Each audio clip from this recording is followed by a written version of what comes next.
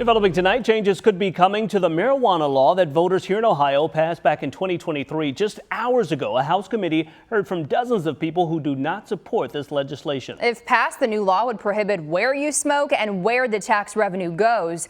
I spoke with people who back and oppose the proposed changes. What you can legally do with weed in Ohio could change soon. And I think the legislators, they can learn more, and I think that will help them make a better amendment to the bill that more people will respect and support. I think that it's important that we honor both the will of the people while also rolling out recreational marijuana in a safe and responsible manner. The Senate passed Senate Bill 56 back in February. Right now it's in a House committee. Wednesday, members heard from more than 40 people during a hearing. The majority spoke against the bill. When duty calls, this community answers. 40 more testimonies today is pretty impressive if you ask me.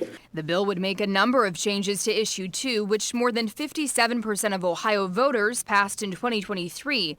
The legislation banned smoking, combustion, or vaporization of marijuana everywhere outside a private residence, except when allowed at outdoor concert venues. Rick Carfagna with the Ohio Chamber of Commerce says he supports that. When you think of a lot of large publicly accessible places, shopping malls, amusement parks, restaurants that come under private ownership, and we want to make sure that we are allowing them to ban the public use of cannabis on their premises. If passed as is, the bill would also reduce the legal THC levels.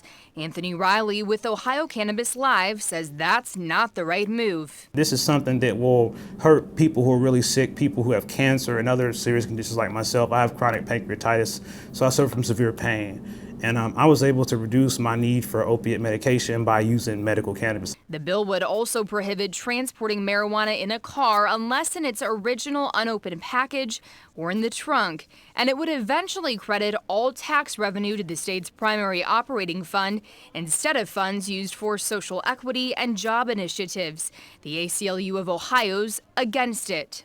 Ohioans overwhelmingly approved the legalization of marijuana a couple years ago. What they were not looking for is a bunch of additional and unnecessary restrictions relating to their ability to enjoy the results of Issue 2. But that's exactly what we've been seeing from the legislature.